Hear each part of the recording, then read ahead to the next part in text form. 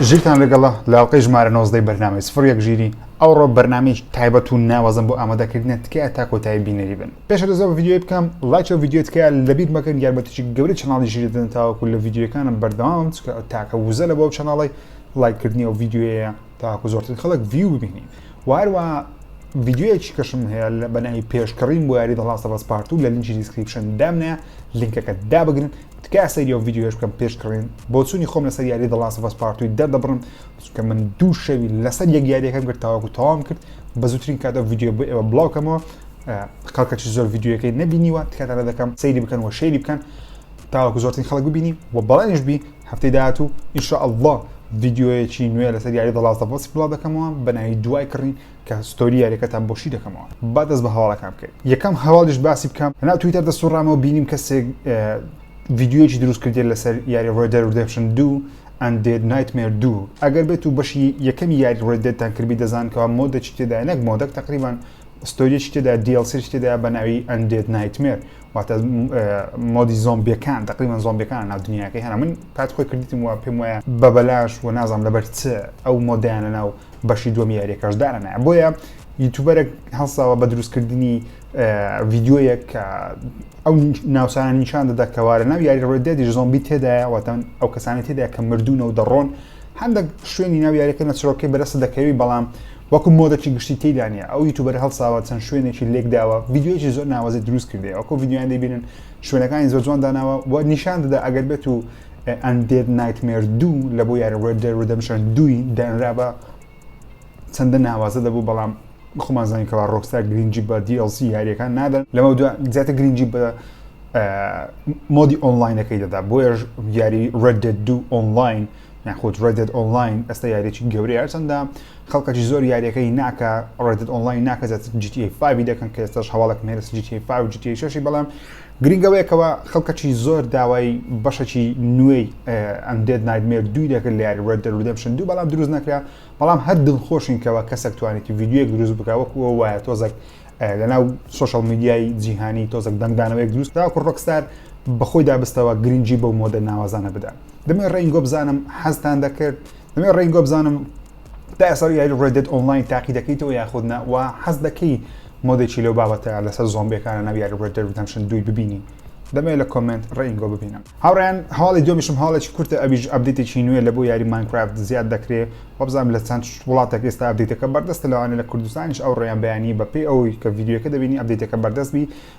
لەو ئەپدەیتە زۆر باسی ماینکرافتی ناکەم بەڵام لۆ باز دەکەم و زەهرات تۆزە شتێکی نوێیان دانایە ئەویش مەڵتیڤەرسە یاخود ڕێڵمی نوێیە لەناو لە ڕێگەیەوە بدەیتەوە شوێنێک وەکو پۆرتاڵەکە دەبتۆ دەتوانانی سەفەر بکەیت لە بۆ ڕویاڵەتێکی دیکە یاخود لە بە شوێنێکی دیکە بەزەبت نازانم چۆن چونکە منیش نەبدیدیوە تەنیا ترۆلێرێکیان بڵاو کردەوە باسی ئەوەی دەکەن جۆرە جادوویەکە لە ڕێگەی جادوو بی لە ڕێگەی زانست بی ئەو شێوە پۆرتاڵەدا دارەنرێ و خەڵکی دەتوانن سەفەری تێدا بکەن و دەبێت ڕێنگۆ بزانم ئایا تا خوێستە یاری ماینکرافتان تاقیکردیتەوە یان نا و پێتان وایە یاریێکی چۆنە ڕەکەمەندی دەکەن ئەمە تاقیب بکەمەوە یان نەچۆ تا خوێستە یاری ماینکرافت تاقی نەکردەوە ئەمە ڕێنگۆ بزانم یەک پێم بڵێ ژیر یاریەکە باشە لەبەر ئەو هۆکارەی بۆی تاقیب بکەیتەوە سوپاسان دەکەم لەسەر هەفتەی ڕابردوو باسی ئەوم کردکەوە یاری GTA 5 لە فرۆژگای ئەپێک لە PC بۆ فری بە شێوەیەکی خۆڕایی دەتوانی بە خۆڕایی دەتوانی یاریەکە داوڵۆن بکەیت منی ژێکم لەو کەسانێکەوە لە پیسەکەی خۆم بە خۆڕایی یاریەکەم لە فرۆژگای ئەپێک گەیمز یاخود لانچەری ئەپێکی یاریەکەم داوڵۆن کرد و ئەوڕۆ ڕۆکسار بڵاوی کردەوەکەوە بەکارهێنانی یاریەک 245 زیادی کردیە بەهۆی ئەوەی کە چەند هەفتێک پێشەستا لە ئەپێک گەیمسی بۆ فری ئێستا ژمارەی بەکارهێنانی GTA 5 یاخود GTA ئۆنلاینیشەوە لەناو PC جەماعەتی PC 245 لە سەد زیادی کردێت کەەوە ژمارەی خەیاڵیە هەرچەندە GTA 5 تاوەکو ئێستاش گەیمەری هەیە تاوەکو ئێستا GTA ئۆنلاین گەیمەرێکی زۆری هەیە و بەتایبەتی ئەو کەسانێک کە حەزیان لە ڕۆڵ پڵەینگە دێن ڕۆڵ پلێر تاقی دەکەنەوە لەناو GTA 5 تاقی دەکەنەوە GTA ئۆنلاین تاقی دەکەنەوە من چەند شەوە خەرێکی GTA ئۆنلاینی بووم لە پیسەکەم پێم خۆش بوو جیاوازێکی گەورە دەبین لە نێوان PC و پلەیستێشن یاخود Xboxی من لە پلەیستێشن فۆرەکەم کە یاری دەکرد پڕۆشە کە یاریم دەکرد هەستم بە لاک دەکرد هەستم بە دروپی فریم ڕیت دەکرد تۆزە یاریەکە خاو دەبەوە لەبەرەوەی ڵۆدێکی گەورەی لەسەرە تحملی ئەو کۆنسۆڵی ئەوەندە زۆر نییە بەڵام کە لە پیسەکە یاری دەکەم بە 60 فرێمی تەواو بداتێ بێ مشکلە بەرزش دەبتەوە لە 80 فرێمی GTA ئۆنلاین بەڕاستی تاموسێژی هەیە دەمێت ڕێنگۆ بزانم تاوەکو ئێستا GTA ئۆنلاین تاقی کردیتەوە یاخودنەوە حەز دەکەی GTA ئۆنلاین تاقیکەیتەوە واگە تاقیت کردەوە چەند پارە هەیە چونکە ئەگەر لە بیرتامی هەفتەی ڕابردوو باسم کرد مانگانە پلیستیشن لە ڕێگەی پلیستیشن پلسی 1 میلیۆن دلار دەداتە ئەو گەیمەرانی کەوا GTA ئۆنلاین دەکات تەنیا پێویستەکە چیە پێویستە 72 ساعت یاریت کردبی لە ناوێک لە بانکەکان 1 میلیۆن دلار وەردەگری بۆیە گرینگە ئەگەر پلیستیشن 4 هەیە خۆت پلیستیشن پلست هەیە ئەو یاری تاقی بکەیتەوە هەواڵی چارەمی ئەو ڕۆژمان ئەوەیەکەوە باسی یاری Ghost of Tsushima دەکەین کەوا یاریەکە بە فەرمی بۆ گۆڵد ئەگەر نازانن یاریەکە بۆ گۆڵد مانای چیە بۆ گۆڵد واتە یاریەکە ئێستا بەرهەمهێنانی تەواو بوو وەستا ئێستا دیسکەکەیان چاپ کردیە وەرە پاش ئامادەکاری بۆ بڵاوکردنەوە یاریەکە دەکرێت هەموو یاریەک مەسەلەن یاری God of War کە بۆ گۆڵد ئاشکرایان کرد کاتی خۆی GTA 5 لە بیرمە کە بۆ گۆڵد ئاشکرا کرا Red Dead Redemption 2 بۆ گۆڵد ئاشکرا کرا Last of Us بۆ گۆڵد ئاشکراکرا مەبەستی گۆڵدەکە لەوەیەکەوە دیسکەی زێڕیەوە مەبەستەکەیان ئەوەیەکەوە یاریەکە ئێستا ئامادەیە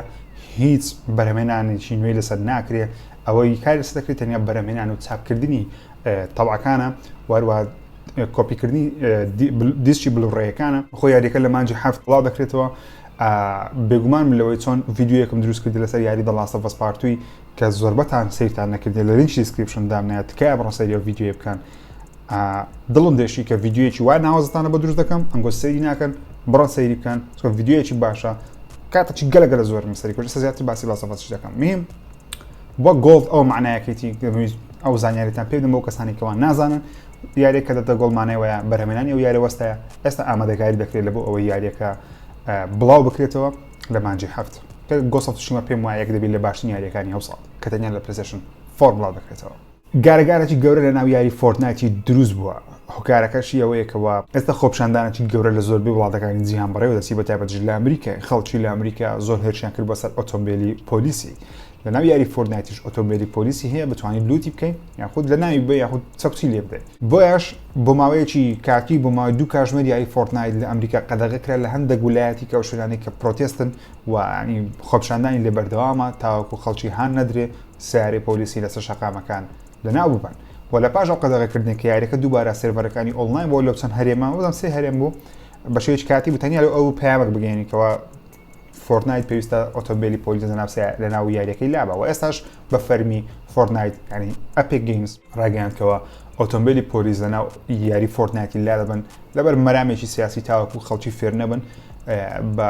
دەمانچەبی بە چەکوچەکەیان باش تەک بیتن ئۆتۆمبیلەکانی پۆلیس ناو یاریەکەی کاول بکەن تاوەکو خەڵک فێرە ئەو کلتورە نەبی پۆلیس لە پۆلیسی بدە یاخود هێرش بکاتە سەر پۆلیسی بەهۆی ئەوەی کەوا لە هەموو دنیا ئێستا حالیان لە زۆربەی وڵاتەکانی جیهان خۆپشاندانی گەورە هەیە لەسەر مردنی جۆرج فلۆیدی هەموو دەستی پێکرد لەسەر مابینی ڕەشپێستەکان و ڕەگەزپەرستەکانی ئەمریکا و لە ئیسپانیا هەیە و لە ئیتالیا هەیە و لە زۆربەی وڵاتەکانی جیهان خۆپشاندان بەردەوە ئەمە دەمێ ڕێنگە بزانم یاری فۆرتنایتان پێ چۆنە تاوەکو ئێستا یاری فۆرتنایت باشتر بووە لە پەبجی لەلات یاخود پەبجی مۆبایل هەر باشتر لەلات یاری فۆرتنایت دەمێ ڕێنگە بزانم چکە بەڕێی من فۆرتنایت لە هەندێک شتی باشترە پەبجیش لە هەندێک شتی باشترە بەڵام هەردووشیان هەر کات بەسەربردنە دەمێ ڕێنگە بزانم هەواڵەکی کەم هەیە لەسەر یاری The Last of Us Part 2 ئەویش ئەوەیەکەوە یاریەکەم تەواو کرد بە 2 شەو یاریەکەم تەواو کرد ڕۆژی هەینی ڕابردوو کە یاریەکە بە فەرمی لە کوردستان بەردەست بوو ساعت 7 بەیانی بوو من 6:30 لە خەڵەوسام سەری کاونتداونەکەم کرد سی خولەکە کاتە خوارێ و چکە یاریەکەم پری ئۆردەر کرد بوو من و دەستم بە یاریەکەی کرد و یاریەکەم تاوەکو سێ سات کاتژمێری بیدایەتیم بڕی دواتر چوومە دەوامی تەلەڤیزیۆنی و هاتمەوە ساعت 7:30 ئێوارە دووبارە دەستم بە یاریەکەی کرد و تاوەکو ساعت 3:30 شتی وا بوو لە ڕۆژی پاشی دووبارە 7:30 دەستم پێ کردەوە تاوەکو 6:30 بەیانی بەبێ ڕاوەستان یاریەکە بە 2 شەو تەواو کرد کەەوە زۆر ئەزیەتیدا زۆر تەعزیبیدا و بە تەماش نیمەها زوو دەست بە یاری The Last of Us Part 2 بکەمەوە لەبەرەوەی زۆر لەو یارەی لە گەیمپڵی یاریەکەی زۆر وەڕز بوومە پێزار بووم بۆ چێڕۆکەش زۆر ئەزیەتیدام و ئەزیەتی نەفسیدام لەبەرەوەی چۆرکەی زۆر قورسە وەرگرتی چیرۆکی قورسە و هەروە گەیمپڵەکەشان زۆر قورس کردیوە لە هەمان کاتیشدا گەیمپڵی یاریەکەیان زۆر ترسناک کردێکەوە پێویست نەدەکرا ئەوم ترسناک بە و من ڤیددیویەکی ناوازم لەسەری دروست کرد لە لینکی دیسکریپشن دامنێت کاتان دەکەم ئەگەر تاوەکەستە نەتان بینیوە ریڤیو یاریەکەی دەکەم بە بێ سپۆیلەر تکای ئەوڕێیان هیچ سپۆیلەرێک باز ناکەم لینکی دیسکریپشن دامنەیە بڕۆن سەری ئەو ڤیددیویان بکات چونکە من بەڵێن پێدان هەفتەی داهاتوو تا چەند ڕۆژێک پاش ئەو بڵاوبوونەوەی ئەو ڤیددیوەکەی ڕابردوم و خەریکی دروستکردنی ڤیددیوەکی دیکەمە ئەویان سپۆیلەری تێدایە لەوانەیە تۆ ڤیدیۆی دەبینی تاڕێدا توانێت ئەویش لە لینکی دیسکریپشنەکە زیادکەم بۆیە تا کەستا بڵاو نەکردە بەڵام کە بڵاو کە لە لینکی دیسکریپشنی ئەو ڤیدیۆش زیاد دەکەم ئەویش بەناوی دوای کڕینە هەموو سپۆیلەرەکانی یاریەکەی باز دەکەم بۆ چوونی خۆم لەسەر تاوای چڕۆکەی باز دەکەم لەسەر مردنی کارکتەرێکی لەسەر کوشتنی کارەکتەرش لەسەر کوشتنی یەکەشکە چووکە ئەو یاری کوشتن و بڕنی زۆر تێدا دەمێ هەمووتان بۆ باز بکەم چاوەڕامن هەواڵە خۆشەکەشم لەسەر یاری دەڵاز ئەڤەس پارتی ئەوەیە بۆ کەسانی کەەوە حەزیان دەکرد یاریەکە زۆر بە باشی بەڕێوە بچی و فرۆشەی زۆری هەبی بێگومان سۆن ڕایگەیان یاری دەڵاست ئەڤەس پارت و ئێستا بووە پرفرۆشترین یاری پلەیستێشن 4 لە کەمترین کاتدا مەبەستەکە ئەوە نییە کەوا پرفرۆشترین یاری پلەیستێشنە لە مێژوودا بەڵکو بە سەریعترین کات بە کەمترین کات زۆرترین فرۆشی هەبووە کە پێشتر یاری گادۆڤار ئەو ڕیکۆردی تۆمار کرد دواتر سپایدەرمان بە پێش گادۆڤاری کردەوە ئێستا لاست ئۆف ئەس بە پێش سپایدەرمانیش کردەوە تاکو ئێستا ژمارەکان فەرمی نینە بەڵام پێشبینیەکە چکە ژمارەکانمان لۆ ئەشکانە کرایە پێشبینیەکە دەڵێنەوە لە ماوەی 3 ڕۆژدا نزیکەی 6 میلیۆن کۆپی لێفرۆشەیە جاوەیەوە نییە نازانم کە بۆ فەرمی بێگومان لە هەواڵی هەفتەی داهاتوو بۆتان باز دەکەم 6 میلیۆن دانە لە ماوەی 3 ڕۆژ گەلەگەرە زۆرە گە 6 میلیۆنەکەی فی شەشی بکەینەوە 6 دلاری بکەین نزیکەی چکە لەم وڵاتی 6 دلار نیە بەڵام بە نزیکی تقریبا دەکات 400 و نەک 400 تقریبا نزیکەی 500 میلیۆن دلار دەکات لە خلال 3 ڕۆژ یاریە بەدەستی کەتێکەوە ژمارەیەکی پێوانەیە بۆ کۆمپانیای سۆنی کاتانە دەکەم سەری ئەو ڤیدیۆیە بکەن کە لینکی دیسکریپشن دامنایە ریڤیوی تەواو بۆ یاریەکەی کردێ بە بێ سپۆیلەر گەیمپڵەی خۆمە و خۆشم بەبێ مۆنتاژ بە سەوتی خۆمە بێ ئەوەی تێکستێک بنووسن تەنیا قسەی لەسەر دەکەم بە شێوەیەکی زۆر جوان کاتانە دەکەم سەری ئەو ڤیدیۆیە بکەن لینکی دیسکریپشن دامنایە هەواڵێکی دیکەم هەیە لەسەر یاری Resident Evil 8 کەوا بڕیارە یاریەکە لە سەرەتای ساڵی داهاتوو لە بۆ PlayStation 5 و Xbox Series X و PC بڵاو بکرێتەوە گەورەترین یاری Resident Evil دەبێت تاوەکو ئێستا بڵاو کرێتەوە بێگومان یاری Resident Evil 2 ریمێک یاریێکی گەورە بوو Resident Evil 3 ریمێک یاریێکی زۆر گەورە نەبوو خەڵکەشی زۆر ڕقنی لێک لەبەری مودە یاریەکی زۆر کەم بوو خەڵک دایانگرت دەبێت ئەوە DLC بە لە بۆ بەشی دووەم بۆیە خەڵک ڕقنێکی ینی هەرچەندە کاپکۆم بە ماوەی خۆشەویست کردیە بەهۆی Devil May Cry 5 و Resident Evil 2 ریمێک و 3 ریمێک و Resident Evil 7 سەرکەوتنێکی باش بەدەستێنە بەڵام هێشتا ئەو ژمارەیە نەبوو کەوا کۆمپانیای کاپکۆم دەبێت بەڵام Resident Evil 8 پێشبینیەکی گەورە هەیەکەوە ببتە بەفرۆشتنی یاری Resident Evil لە مێژوودا هۆکارەکەشی ئەوەیەکەوە یاریەکە لە مانجی یەکی ساڵی داهاتوو ئەگە دوانە خێر لە مانجی 2-3 ئەوانە بەڵام تاوەکو ئێستا مانجیەکە یاریەکە لە سەرەتای ساڵی داهاتوو دەکرێتەوە و یاریەکە بە تایبەتیش لەسەر PlayStation 5 و Xbox Series X و PC بەردەست دەبێتن و لەوانەیە ئەگەری هەیە ئەو یاریە ببتە هۆکاری ئەوەی خەڵک PlayStation 5 یان Xbox Series Xیش بکڕن لەبەرەوەی لەسەر PlayStation 4 و Xbox One ناتوان Resident Evil 8 بکەن بۆیە لە ناو چۆڵ کۆمەڵاتەکان ئەو دەنگۆی دروست بکەوە نەک دەنگۆ ئەو هەواڵەت بڵاویتەوەکەوە Resident Evil 8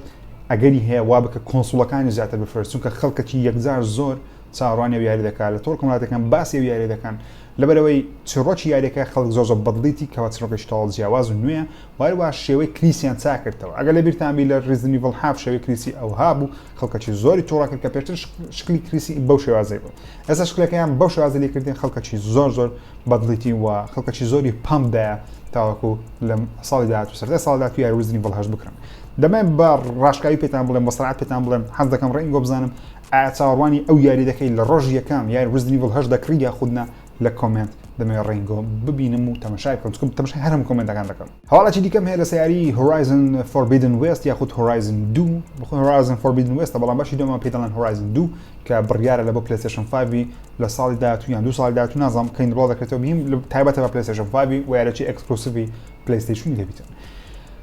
دەنگدانێکی گەورە کرا لەلایەن چەند ماڵپەڕێک لە ئینتەرنێت و لە ڕۆیدە دەنگدانێکی گەورە کرا لەو هەموو یاری کە بە تایبەتی لە بۆ PlayStation 5 بڵاو دەکرێنەوە ینی بە تایبەتی نەک هەموو یاریەکان کە لە بۆ هەموو کۆنسۆڵەکان دێ ئەو یاری تایبەتانەی تاوەکو ئێستا لە بۆ PlayStation 5 بڵاو کرێتەوە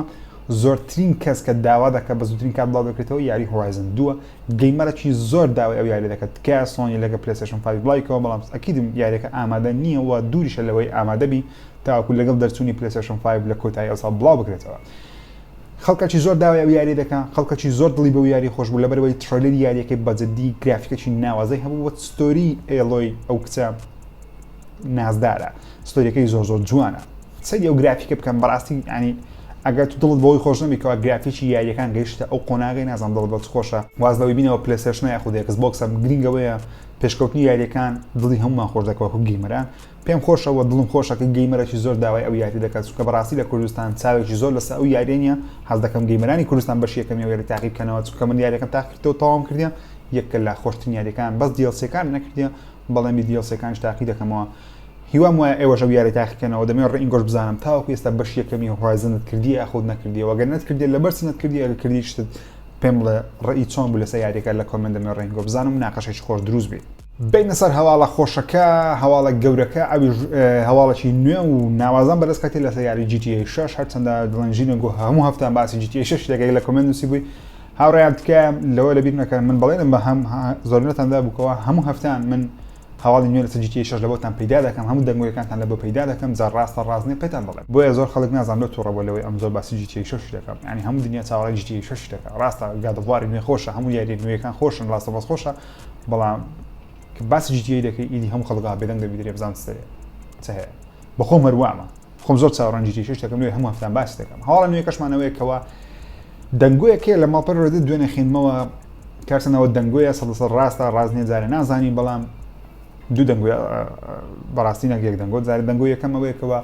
یاریەکە ئەگەری هەیە NPC یاخود نان پلەیر کاراکتەر یاخود کاراکتەری کۆمپیوتەری منداڵ لە ناو یاریەکەی زیاد بکە بە شێوەیەکەوە کاردانەوەی لەگەڵ بکەین بۆ نمونە لە GTA 5 منداڵی تێدا لە چەندی منێک بەڵامەک و کاراکتەر لەسەر زادەی بڕوا منداڵی تێدا نیە لەبەرەوەی ناکرێت و منداڵ لە زادەی بڕوا تۆ گولەی لێ بدەی یاخود تەقەی لێ بکەی یان شتێکی بکەی ئەوە مەمنوعە وەغیر قانونیە لە GTA سان ئەندریاس و ئەوانەش دووبارە سێبارە منداڵ لەوانەی تاکتاکە بینیومانە لە ڤایستی ئەوانە بینیومانە تاکتاکە بەڵامەک و کاراکتەرە کە NPC کاردانەوە تەبی لەگەڵی منداڵی تێدا نییە هۆکارەکەشی پێتان بڵێم کە لەبەر سەتای ئەوکەستا منداڵ تێدانە لەبەر ئەوەیە NPC ئەگەر وشەی NPC تێناگەی NPC واتە نان پلەیر کاراکتەر واتە ئەو کاراکتەرانی کە تو ناتوانانی کۆنتڕۆلیان بکەی بەڵکو کاراکتەری کۆمپیوتەرین تەعاملیان لەگەڵ دەکەی NPC منداڵ تاوەکو ئێستا لە ناو یاری GTA 6 نییە بەڵام پێشبینی دەکرێت لە بەشی داهاتوو لە GTA 6 منداڵی تێدابی وە کاردانەوەت هەبی لەگەڵی بەڵام ناتوانانی نە لێی بدەیت نە تەقەی لێ بکەیت نە هیچی لێ بکەیت مەسەن لەسەر زادش بڕوە تۆ ناتوانانی چی لێ بکەیت یاخود هیچیان لەسەر نێ ناو دەنگۆیانە خوێنمەوە هەیە دەڵێ لەوانەیە منداڵی دابنێ بەڵام مەسەر زادە نەڕوان تەنیا ناو ستۆری یاریەکە هەبی کاراکتەرێک نەبی لەسەر شەقامەکان بڕوە بۆ شەقامەکانی پێپڕکەنەوە لە منداڵی لەبەر کێشەی گەورە چونکە دەنگۆیەکایك لە دەنگۆیەکانەوەیە کەەوە لە هەفتەکانی ڕابردوش بۆم باسکردن کەەوە GTA 6 لەوانێ باسی چەند زەمانێک بکە لەوانەیە یەک لەو زەمانانە ئەو کارەکتەرێت و بتە خاوەنی منداڵک و منداڵەشی لەگەڵ تێپەڵبوونی کات منداڵەکەی گەورە بی ئەوە دەنگۆیەکە سەڵسەد ڕاز نییە نازانم بەڵام دەنگۆیەکی خۆشە و دەمێ ڕێنگۆ بزانم هەستەکان لە ناو یاریەی منداڵک هەبی و منداڵەکەی خۆت بەخی و گەورێکی وەک خۆتی لێ بکەی عساوە یاخود بیکەی هەر شتەکە کارکتەرێکی تو لە ناو یاریەکەی دەبتە ئەو شتە من ڕێنگۆ بزانم هەستا نۆ ئەستۆری هەیە یاخودنا هەواڵی دومیش مەسەل GTA 6 ئەوەیەکەوە یەک لە دەنگۆیەکی نوێ کە زۆر بە فەرمی دەچێت و دەنگۆیەوە من خۆم قەناعەتی تەواو پێهینێ ئەوەیەکەوە یاری GTA 6 نزیکەی بۆ 2 ساڵ و نیوە دەستی بە بەرهمێنان کردەوە ئێستا لە قۆناغی دۆبلاشکردن بۆیەش ئەگەر بێت و ئێستا یاریەکە لە قۆناغی مۆنتاژکردن دۆبلاشکردن بی کارکتەرەکان دەنگانی خۆیان ڕیکۆردکەن هاوڕێیان چاوەڕوانی یاریەکەی مەبنتاوە 2 ساڵ 3 ساڵی دیکەش تڕێدەشی لەوانەیە نەبینین بەڵام دەنگۆ بێگومان دەنگۆ هەرە دزرێ بڵاو دەکرێتەوە با پێشتان بڵێم چۆن دەنگۆ دەدزرێەوە دەنگۆ چییە بۆ نمونە ئەو کەسێکی ئیش لەسەر یاری GTA 6 دەکات بۆ نمونە یەک وێنە یاریەکەی دەبینی یا شتێکی دەبینی لەگەڵ برادێکی خۆی لە شەقام لە جەیەک بەس باز دەکات دەڵێ وەڵی لەوانەیە ئەو شتێکی ئەوها بکەین بەسەر لە منداڵێکی زیاد بکەین ناو یاریەکە شتانە باز ئەو قسەی دەکات ئەو قسەی کابراش لە تویتەر لە جێش بڵاوی دەکاتەوە دەرێت جێم لە شتێکی وا بووە چۆن ناتوانین ناوی کارمەندەکەی بینی جێم لە شتێکی وا بووە ئەو دەنگۆیە تەختەوە گەورە دەبی ئاخری ڕۆکستار دەبینی دەڵێ ئۆکەی مادەم خەڵک کاردانەوەی باشی هەیە بەرامبەر ئەو دەنگۆی با شتێک بکەین چونکە هاوڕێیان مێشتێکتان پێ بڵێم لە کاتێک کە ئەمن لە بیرمان لەوانەیە زۆربەتان لە بیرتان نەبی یاخود متابع نەبوونەوە کاتی متابعی هەواڵەکان لە چونکە من لە منداڵی متابعی هەواڵەکانی GTA مە بەتایبەتی GTA 5 زۆر متابع بووم کات خۆی کە هات دەنگۆیەکی گەورە هەبوو لەسەر GTA 5 کەوا دایانوت بە 3 کاراکتەر یاری دەکەی نەک بە یەک کاراکتەر دەنگۆیەکە 2000 نازانم چەند بزەوت 2009 دە ئەوانە بوو تقریبا 3 ساڵ 4 ساڵ پێش بڵاو بوونەوەی GTA 5 بوو ئەو دەنگۆیە بڵاو بۆ لە ئینتەرنێت و لە بیرما لە تویتەر خەڵک زۆر دەینووسی و لە هەندێک ماڵپەڕ ڕێدت ئەو کاتی ڕێدت هەبوو ڕێدت باشترین شوێنە بۆ دۆزینەوەی دەنگۆ و ئەو شتانە